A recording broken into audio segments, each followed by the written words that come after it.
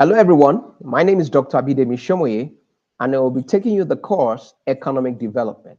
Okay, this is the first lecture in order series of lectures.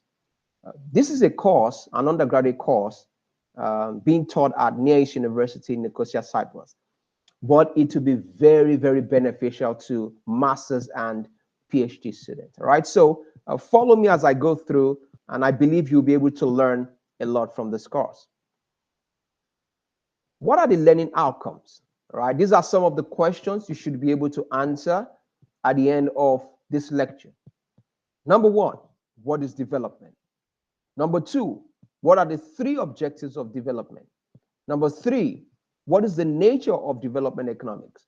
Number four, what is the difference between economic growth and economic development? Five, how are countries classified? Six, what are some critical questions to be answered in development economics? Seven, how is development measured? Eight, what is Amartya Sen's capability approach? And nine, what is Darius Goulet's core values of development? So let's start from the first one. What is development? According to Sunday Adelaja, it says, to the professionals such as economists, statisticians, or public administrators, development is defined in terms of measurements, mathematical calculations, graphs, and figures. But to the layman or ordinary man on the street, development is what he or she can see, feel, or touch. It is having the ability to experience life in a better way without struggle. I am sure if I ask you the question, would you like a country where things are working well? Of course, you would tell me yes. You will want a good healthcare system. You will want to be able to afford food in a food that is cheap. You want to be able to afford good and quality education. You want to be able to see beautiful infrastructures around you. You want to be able to see street lights. You want to be able to say, oh, my lives and property are safe. That is to the layman. Okay, so development to the layman is what he can see, good infrastructure. Okay, what he can feel, what he can touch, quality education, good healthcare system. Okay, so it's not just about a country growing in terms of numbers and values and say the country has a GDP of 70 billion. No, we must ask the question, how are the people living in that country? What does their standard of living look like? Do they have good healthcare system? Are the lives and property of the people safe? Do they have good and quality education? Do they have good drainage system? Do they have good water system? Do they have quality infrastructure? All right. So development must be judged by its impact on people, not only by the changes in their income, but more generally in terms of their choices, capabilities, and freedom. Choices means the ability to choose.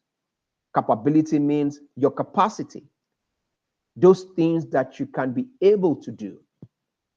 Freedom also is a form of choice, the ability to choose. All right. So, and that's by Bada Owen. According to Adam Smithmai, he says, social scientists have stated that development should not be viewed in terms of economics only. One should also pay attention to changes in family structures, attitudes and mentalities, cultural changes, demographic development, political changes, and nation building, the transformation of rural societies, and the process of urbanization. Okay, this definition by Amartya Sen is one of the important ones in economic development. It says development can be seen as the process of expanding real freedoms that people enjoy. Okay, it's important to have the freedom to choose, the freedom to choose from different set of quality alternatives. All right, so I usually say to my students that if you take a look at developing countries or underdeveloped countries, even to travel from one country to another, they don't have the freedom. I mean, their choices are limited. compared to uh, developed countries. When you compare it to developed countries, they have the freedom to choose. They can pick up their passport one day and say, hey, we want to travel to Africa. Hey, we want to travel to the US. Or hey, we want to travel to Ghana. We want to travel to Nigeria. So developed countries can easily move from one country to another. Just an example. They have a freedom of choice to choose from different set of alternatives. But developing countries have limited alternatives to choose from. So development requires the removal of different types of unfreedom, such as poverty, lead to economic choice and opportunities, social deprivation, neglect of public facilities, and repression by the state. Development also means the process. So you pay attention that um, um, development is continuous. Okay, it's a process. Okay, even to the countries that we say that they are developing, they are still constantly and consistently looking for better ways in which the needs of the population can be met. So it's a continuous process. All right. So the process of development is the process of improving the quality of all human lives and capabilities by raising people's levels of living, self-esteem, and freedom. Development is an innovative process leading to the structural transformation of a social system. What is a social system? The organizational and institutional structure of a society, including its values, attitudes, power structures, and traditions. In summary, in summary,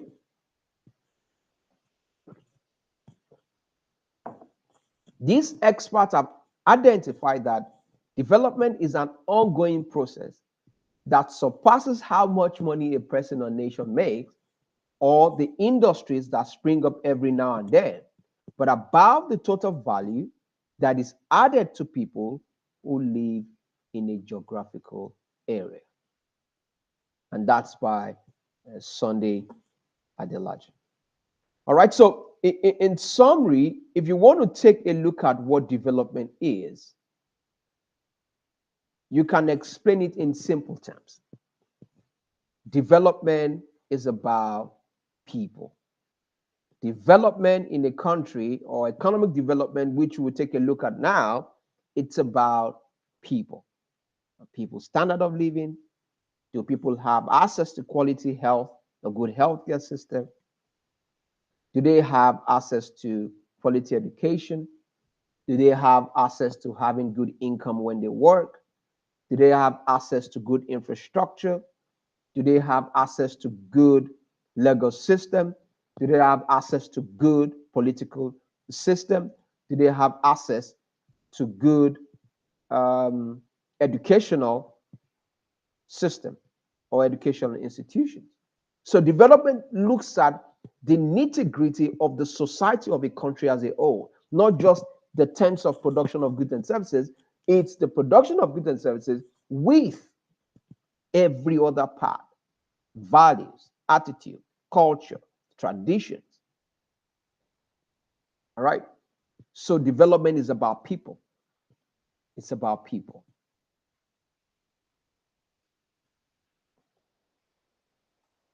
So, what are the three objectives of development? Okay, so to increase the availability and widen the distribution of basic life sustaining goods such as food, shelter, health, and protection, to raise the levels of living, including, in addition to higher incomes, the provision of more jobs, better education, greater attention to cultural and human values, all of which will serve not only to enhance material well-being, but also to generate greater individual and national self-esteem, to expand the range of economic and social choices available to individuals and nations by freeing them from servitude and dependence, not only in relation to other people and nation states, but also to the forces of ignorance and human misery. So let's take a look at, so I will explain servitude when we get to the three core values of development. Okay, I will explain which is freedom from servitude. Okay, freedom from servitude simply means you want to be free from different types of vices in a country. You want to be free from things that hold you down. It could be a bad political system. It could be a lack of access to good infrastructure. It could be poverty. Okay, servitude simply means things that are limiting you from becoming the best you can be as an individual, which can contribute to national development. So, what are the nature of development economics? What's the nature of development economics? All right, so this is trying to say, this nature of development economics is trying to say, what is development economics made of? What is development economics made of? What does it mean? What is it made of? So development economics is made up of traditional economics and political economics. Okay, you see how I explain it here. Traditional economics is about how people and businesses make decisions to get the most benefit within the resources that they have. It is an approach to economics that emphasizes utility, profit maximization, market efficiency, and determination of equilibrium. Okay, so I refer to this part of traditional economics as microeconomics.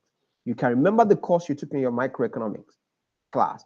Microeconomics looks at how individuals and firms allocate scarce resources. So individuals are allocating scarce resources to maximize their satisfaction, while firms are allocating scarce resources to maximize their profit. Okay, they want to make the most money that they can make.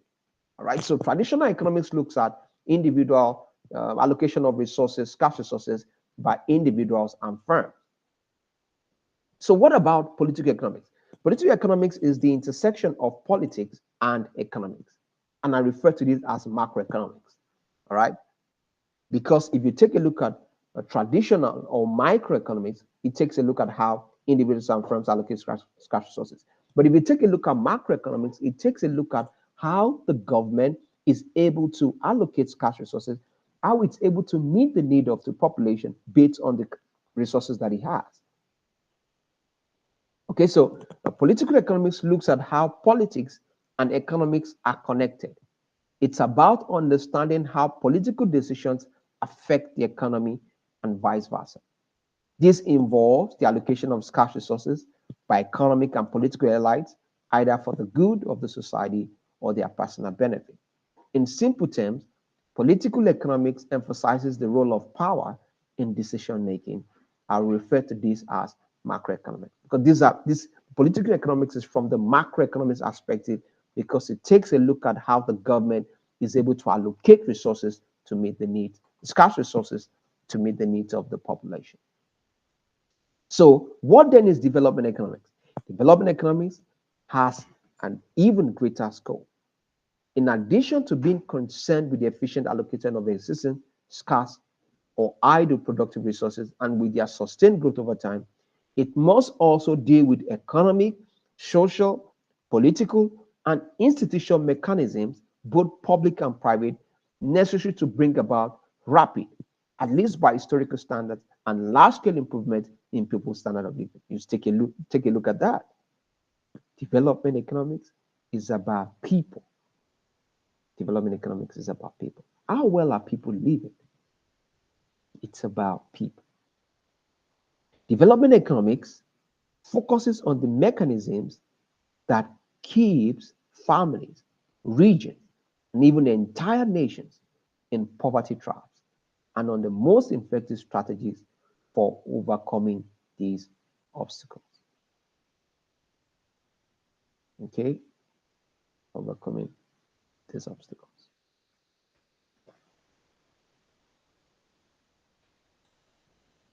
All right, so you already know the nature of development economics is a combination of traditional and political economics, or we could say it's a combination of micro and macroeconomics, all right?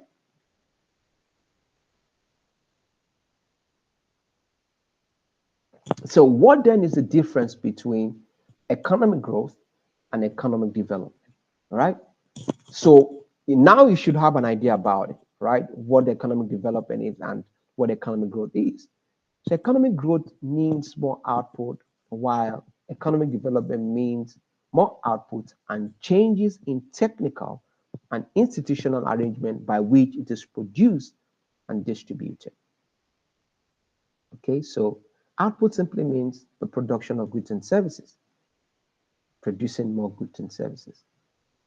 All right, while development means more output plus the technical and institutional arrangement by which it is produced and distributed. Economic growth, and that's by John Friedman. Economic growth refers to increase in the country's production. Okay, and I wanted to mention how is economic growth measured. Some people use GDP. Some people say a GNP. All right. Some people also take a look at GDP per capita or GNP per capita.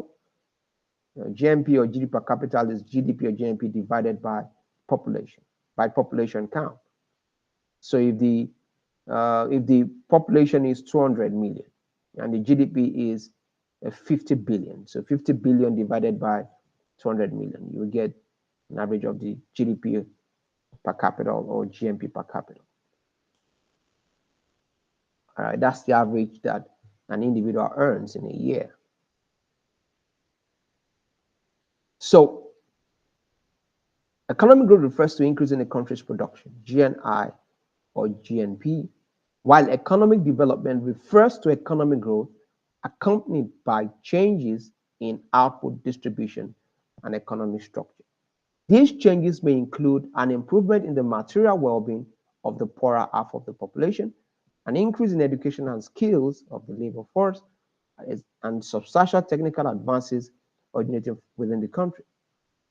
As with the children, growth refers to height, while development draws attention to changes in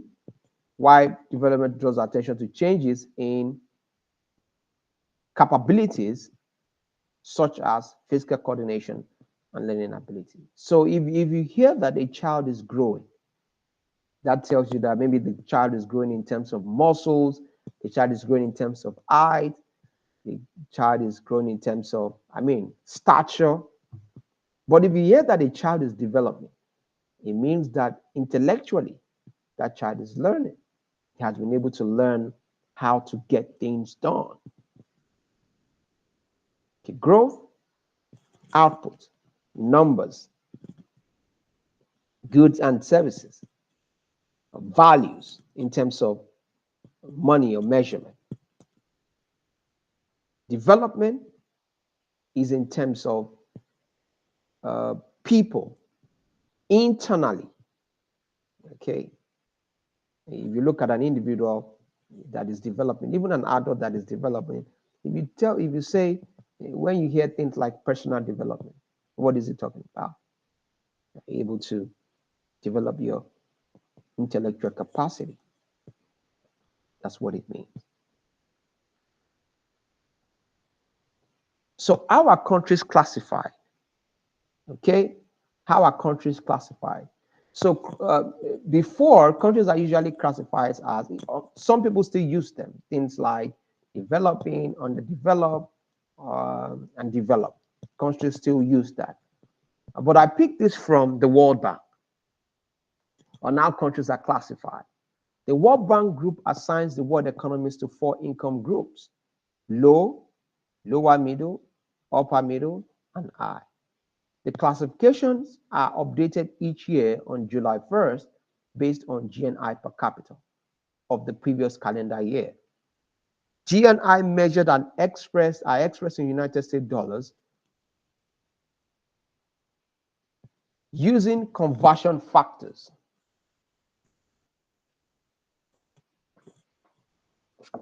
Using conversion factors derived according to Atlas method, which in its current form was introduced in 1989. The World Bank's income classified aims to reflect a country's level of development, drawing an Atlas GNI per capita as publicly available indicator of economic capacity.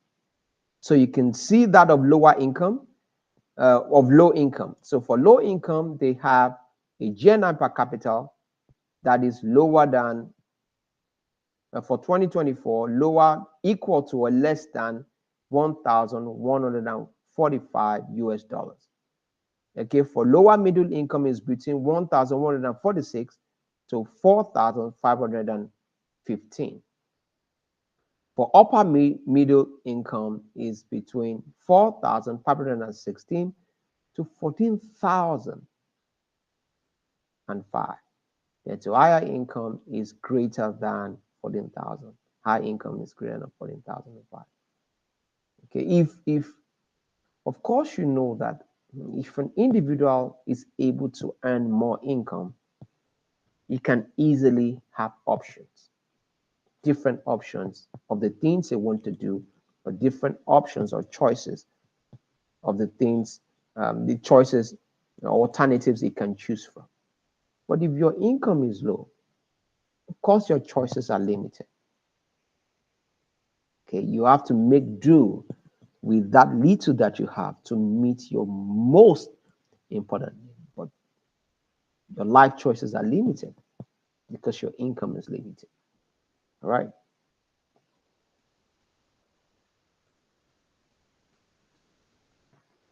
So, what are some critical questions? Okay, these are critical questions, and this will be very, very useful for masters and PhD students. Okay, in carrying out research. All right. What are some critical questions in development economics? What are some critical questions? They are: how do the poorest two-thirds of the world live? What is the meaning of economic development and economic growth? Do they mean the same thing? What is the history of economic development? Okay, some say it started with Adam Smith, right? What's its history? How have developing countries performed economically in the last half century? What are the major characteristics of developing countries? What are the major theories of economic development? We'll take a look at that in further lectures. As economic growth in developing economies improve the living conditions of its people, how can poverty be reduced in developing countries? What effect does population growth have on economic development? Why is there so much unemployment in developing countries? And developed countries alike, due to different shocks. There could be series of, for example, due to COVID-19, you had a lot of series of unemployment, which the government had to step in. Why is there so much? Okay, I mentioned that. What factors affect labor skills in developing economies? What criteria should be used to allocate capital between alternative projects? How important is information technology and other technology in economic development? What factors contribute to successful entrepreneurial activity in developing economies? How can developing countries export more and import less? What policies can ease the international debt and financial crisis in developing countries?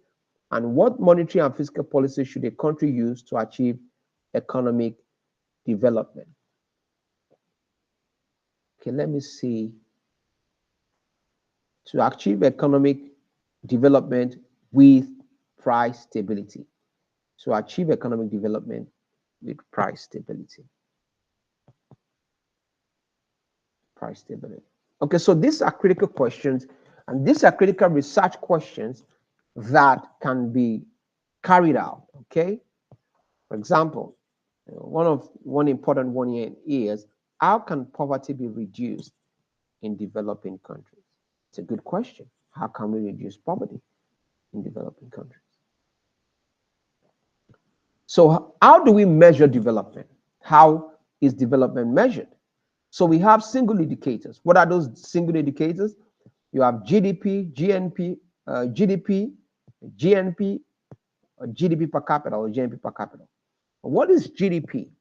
It measures the value of goods and services produced within a country's border by citizens and non-citizens alike.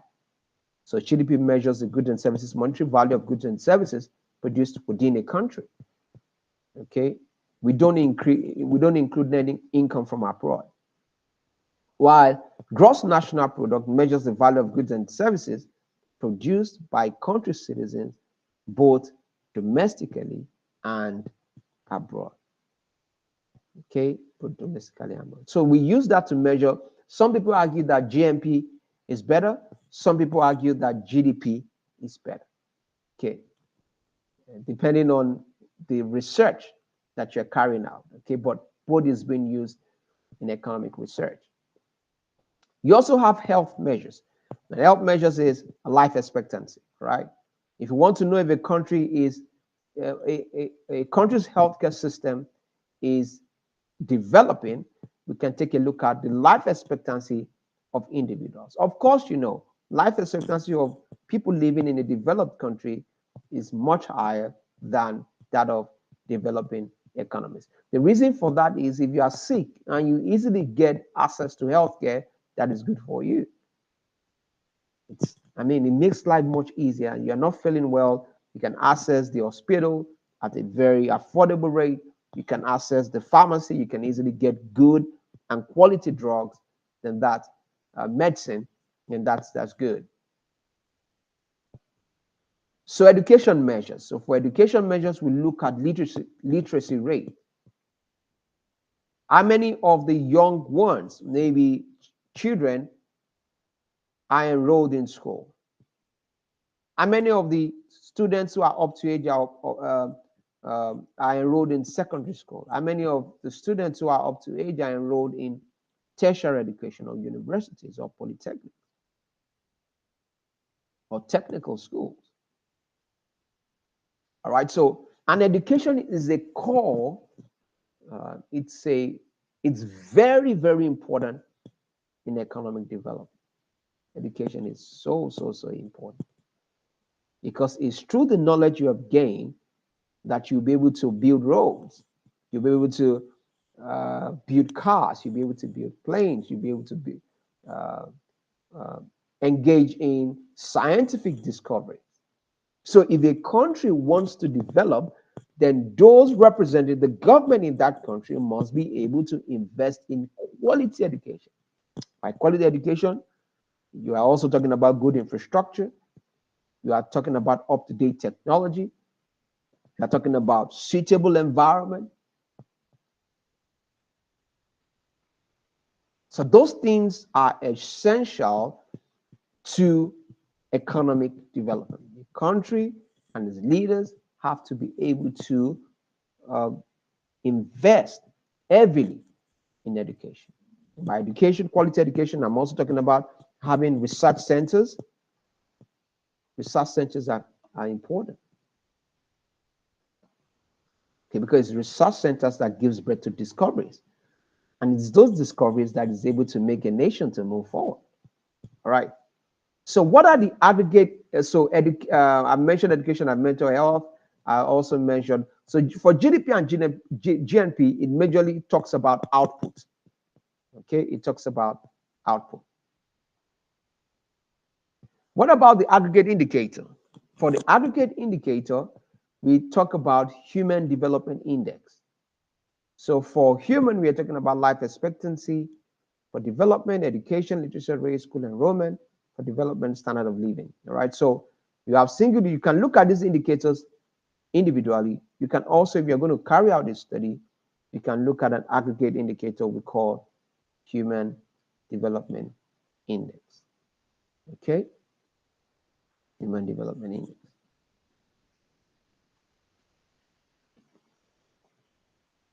So now let's take a look at Amartya Sen's capability approach. Amartya Sen defines capabilities as freedom that a person has in terms of the choice of functioning.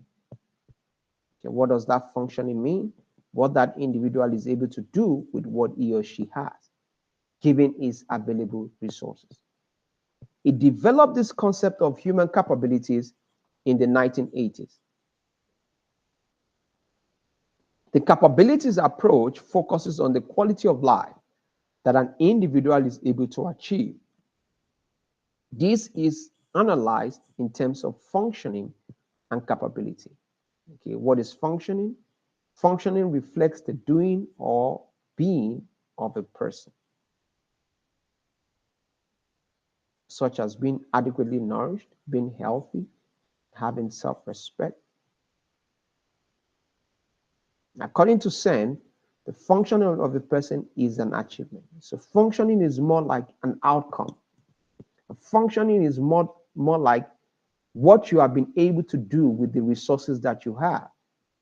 Okay, what is the output? What have you become? That's why it says functioning is of a person is an achievement. What has he been able to become? What has he been able to do with the resources that are at his or disposal? It is what that person succeeds in doing with the commodities and characteristics as his or her command. You see that? While a person's capability refers to the set of functioning, or you say the set of alternatives that a person can achieve. All right. Thus, the capability approach focuses on set of functionings in relation to resources, goods available, and in a person's physical and social environment. So functioning relates to what that individual has been able to achieve.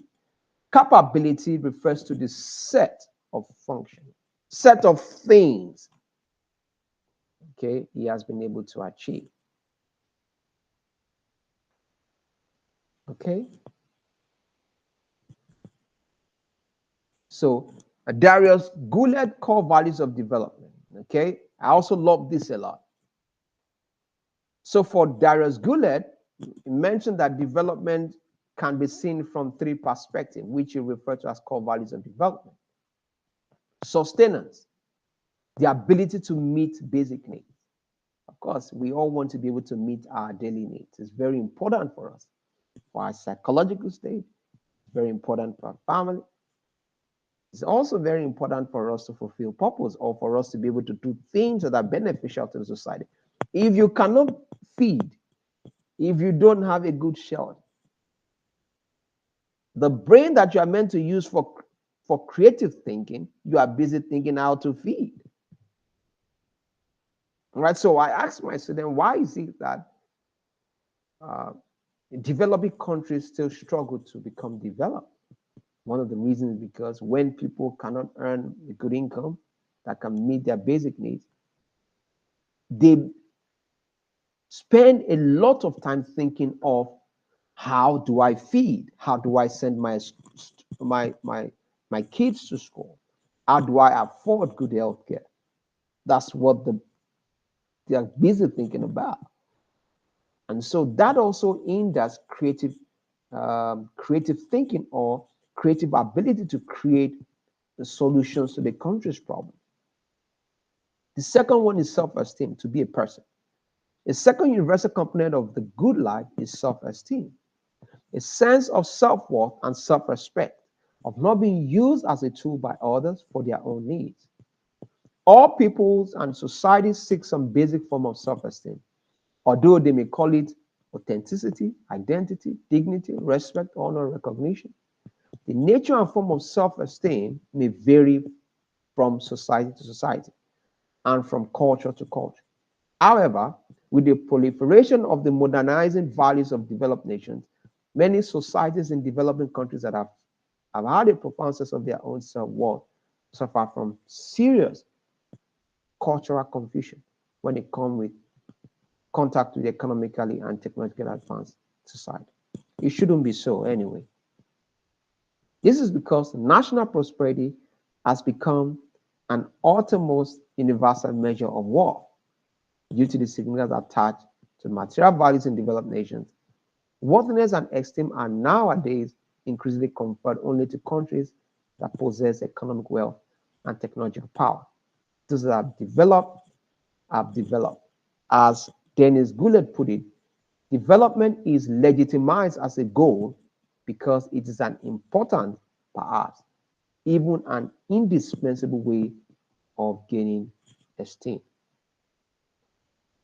Freedom from servitude, to be able to choose. A situation in which a society has at its disposal a variety of alternatives from which to satisfy its wants, and individuals enjoy real choices to their preferences. Types of servitude include economic, social, and political. So you want to be free from country lack of income. You want to be free from lack of political pressure. You want to be free from uh, lack of inadequate healthcare system. You want to be free from war. Those are types of servitude. And these are the references. All right. So, in summary, what is economic development? Economic development is about how people are living well within an economy. And in terms of living well, it's not just income. We look at their culture, we look at their values, we look at their morals, we look at their um, infrastructure, we look at education, we look at every single thing in terms of development. Like my professor usually put it, he usually say, my head of department, he usually say, I got this quote from somewhere, and he used to tell me a lot. He says, economic developed countries are developed because the people are developed, while developing countries are yet to be developed because the people are yet to be developed. It's still about people.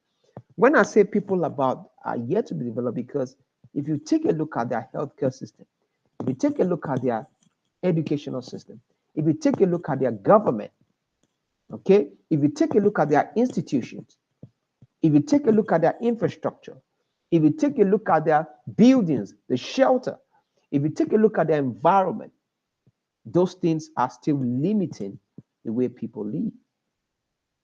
For example, in developed countries, or also in some developing countries now, they prioritize nature. Nature is very important for human survival. Well, in some countries, they just believe you can just cut down trees. No, God has a reason why that is put there. Nature is important for our survival. All right. And so this is the first lecture in the series of economic development that we'll be having. All right. So if you've learned one or two things, if you've enjoyed this lecture and you feel more lectures should be put in, to be done across different economic studies, feel free to write me, put a comment in the comment section. I'll be glad to hear from you. All right. Until I see you next time, I hope you will contribute to the progress of your country. Bye and God bless.